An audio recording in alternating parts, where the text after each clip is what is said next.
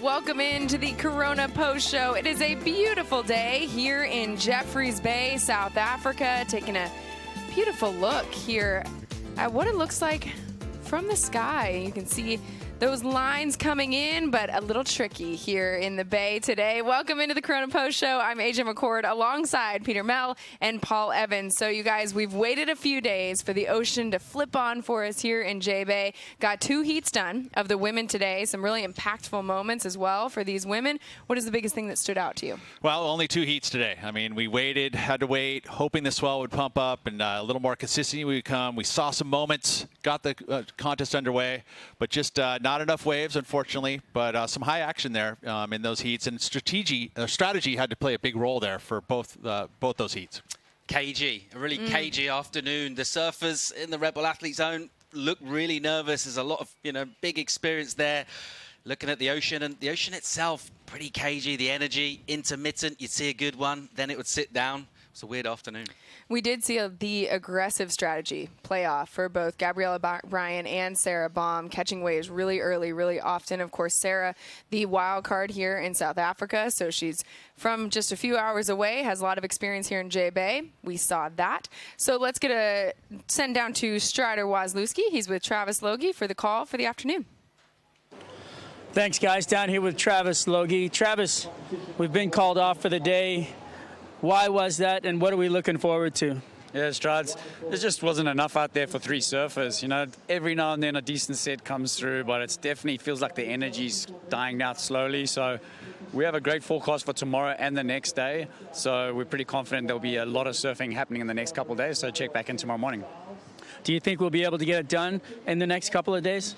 Yeah, if we just worked out the timing just then. We probably have just enough to get it done in the next 2 days. And then we have Thursday morning as a potential fallback, although that's really unpredictable.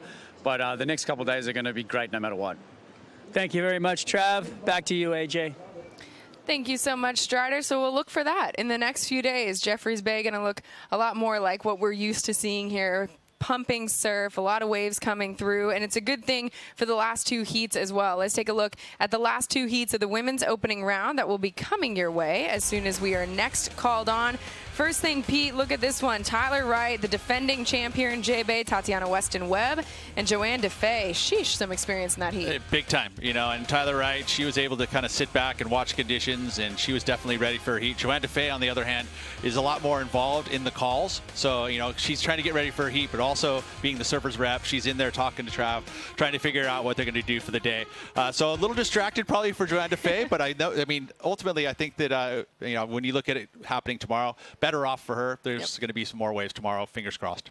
A repeat of last year's final with those 2 surfers, so it'd be good to see that matchup fire up again. I know Tati should be wanting it to be pretty solid, right? And then, just thinking about Joanne DeFay, who's had kind of a weird season with the injury. She just want to get going here. She mentioned to me earlier she missed the swell before the event. Ooh. She hasn't got a great read on the ocean so far. Bit of a free hit for her in this part of the season, but she'll want to go good out here for sure. Absolutely. If there's anybody who can turn it on quick, it's going to be Joanne DeFay. And then the last heat of the women's opening round. Take a look at what we have here. You got Caroline Marks, Stephanie Gilmore, Betty Lou Sakura Johnson. The Groms against the GOAT, right? I mean, that's a heat you're going to want to watch. Both these surfers obviously love competing against the best of all time, and Stephanie Gilmore.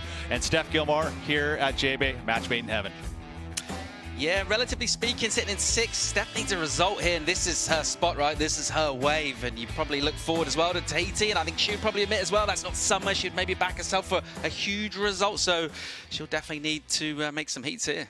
Looking forward to seeing those ladies in action as soon as the waves turn on here at Jeffreys Bay. We'll have our next call tomorrow morning. But in the meantime, we did get to see not just Stephanie Gilmore and some of the CT surfers in action earlier this week, but some of the young up-and-coming female surfers from this region. Check out this edition of Rising Tides.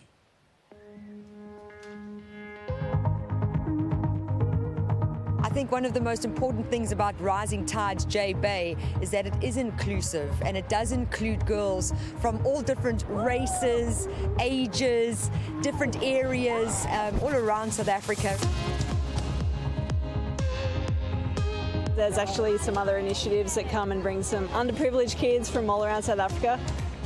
So Surfers Not Street Children is an organization that helps black female surfers, but also other children who would like to start surfing, children at risk of going the bad path. Yeah, girls! Good job, ladies. Yeah, just getting them off the streets and getting them into the water where they can really find a passion in their life and something that hopefully they'll, have that purpose. Julia from Surfers Not Street Children is our first Mozambican surfer girl. Sinto sim, e o que eu sinto eu tenho que seguir mais à frente. Quando eu desistir agora, você apanhar aquele chave e eu acho que também as meninas podem desistir. Just to see her lead the way for so many other young women in Mozambique and other parts of Africa, I think that's really special.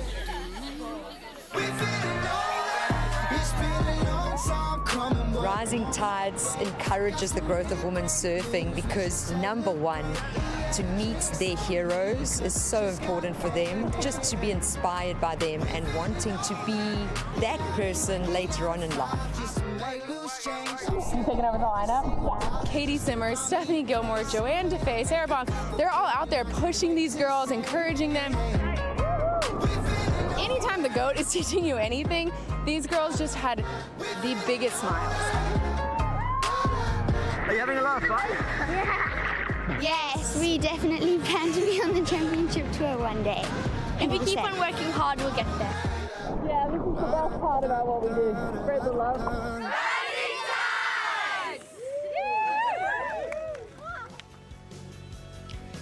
Just cannot wipe the smile off of my face watching that piece. Being out there in the water with those girls, it's just contagious. Every single time you just feel the energy of them and that realization of, yes, I can do this because I've had this opportunity. It's a really, really cool thing.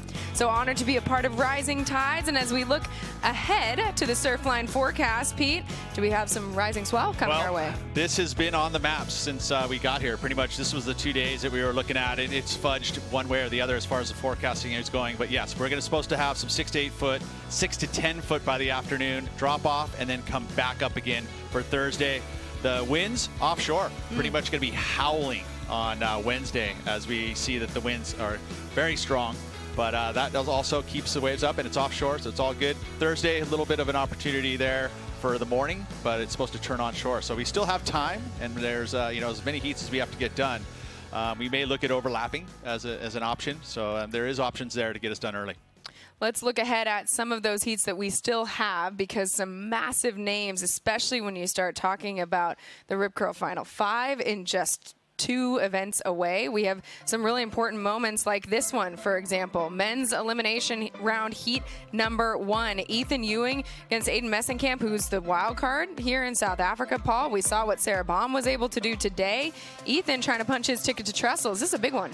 2 surfers with an incredible relationship with this wave. Of course, Ethan just proving last year that relationship that we've been talking about throughout is very up-and-coming career, sort of consummated that relationship with the win here. Aiden Massenkamp's been surfing this place basically his whole life. He didn't look great in the opening rounds. We saw him warming up. He looked amazing. I'm sure he'll be back with a sharp blade whenever that happens.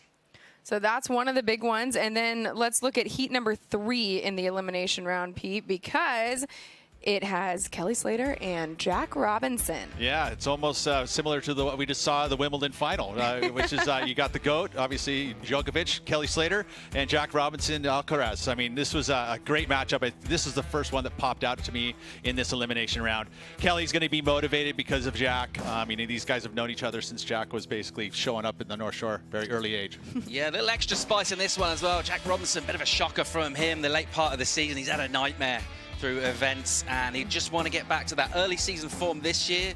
What he had going last year, he'll want it back, and what a way to do it. What a statement to make. Yeah, Jack Robinson having that injury that threw him off a little bit in the mid part of the year. So, Peter, how important is it for him to go pretty far here in JB? It's mandatory. Yeah. It really is. And he knows it, which is added pressure, right? I mean, that's the whole thing. Kelly, on the other hand, he just wants to put a good performance in. you know, he's not going to back down to Jack, but it is very important for Jack. If he wants a Final 5 berth, he's got to compete and get well all the way into the quarterfinals. Probably semis would help. Massive, massive moments coming your way from Jeffreys Bay, but the call is off for today, so tomorrow is going to be our next look at it. Make sure to be tuned in to WorldSurfLeague.com for the very latest, and until then, enjoy the highlights from today. Happy to get some work done with the opening round for the women.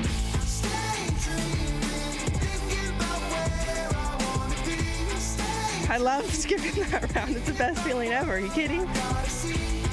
And the wild card gets the win. She sent world #1 into the elimination round. This copyrighted event broadcast is produced by the World Surf League for broadcast around the world and may not be retransmitted, reproduced, rebroadcast, or otherwise distributed or used in any form without the written consent of the World Surf League.